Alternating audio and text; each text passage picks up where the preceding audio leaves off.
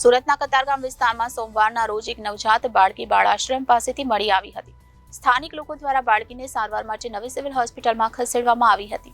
2 દિવસની સારવાર બાદ બાળકીનું મોત થયું હતું. બીજી તરફ કતારગામ પોલીસે ગુનો દાખલ કરીને તપાસ કરતા સામે આવ્યું હતું કે બાળકીની માતાની ઉંમર 16 વર્ષની છે અને તે મહારાષ્ટ્રથી ડિલિવરી માટે સુરત આવી હતી અને હાલ પોલીસે કિશોરીની ડિલિવરી કરનાર મહિલા ડોક્ટર, આયા અને રિક્ષાવાળા સહિત કુલ 5 લોકોની ધરપકડ કરી છે. સુરતના કતારગામ વિસ્તારમાં બાળ આશ્રમ પાસેથી સોમવારના રોજ એક નવજાત બાળકી ત્યજી દીધેલી હાલતમાં મળી આવી હતી. બાળકી જે સમયે લોકોને રસ્તા પરથી મળી હતી તે સમયે બાળકીની હાલત ગંભીર હતી. આ ઉપરાંત ખૂબ જ મોટા પ્રમાણમાં કીડીઓ બાળકીના શરીર પર ચોંટેલી જોવા મળી હતી.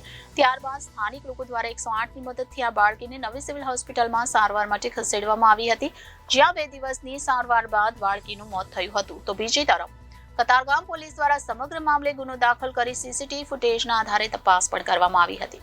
કતારગામ પોલીસને બાળકીને ત્યજી દેનાર માતા, મહિલા ડોક્ટર, આયા, રિક્ષા ચાલક આમ કુલ મળીને 5 લોકોની ધરપકડ કરવામાં મોટી સફળતા મળી છે. મહત્વની વાત છે કે બાળકીની માતાની ઉંમર માત્ર 16 વર્ષની છે અને આ 16 વર્ષની કુંવારિકા મહારાષ્ટ્રની રહેવાસી છે અને તે ગર્ભવતી થતા તે ડિલિવરી માટે સુરત આવી હતી અને ત્યારબાદ બાળકીનો જન્મ થતા બાળકીને એક રિક્ષામાં લઈ ગઈ હતી અને બાળ આશ્રમના ગેટ પાસે બાળકીને મૂકી દીધી હતી.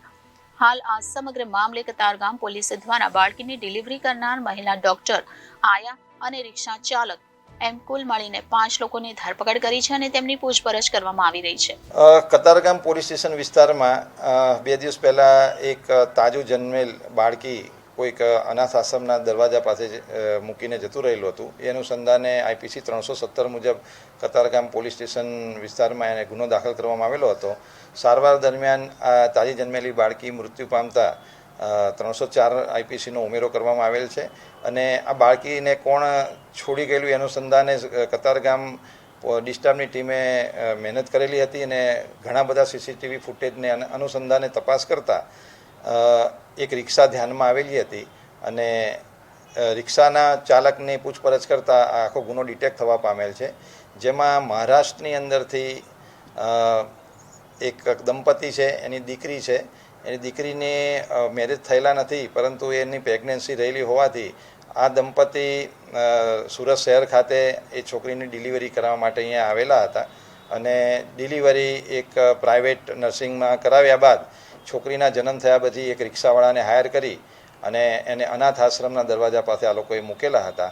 તો હાલમાં એ છોકરીના માતા પિતા, રિક્ષાવાળો તથા જે જગ્યાએ ડિલિવરી કરવામાં આવેલી છે તે ડૉક્ટર અને ડૉક્ટરની જોડે એક નર્સ પણ હતી, એ લોકોની અત્યારે પૂછપરછ ચાલુ છે અને પછી કાયદેસરની કાર્યવાહી અટક કરીને કરવામાં આવશે. Reporter Arvind Rathod, Janadesh news, Surat.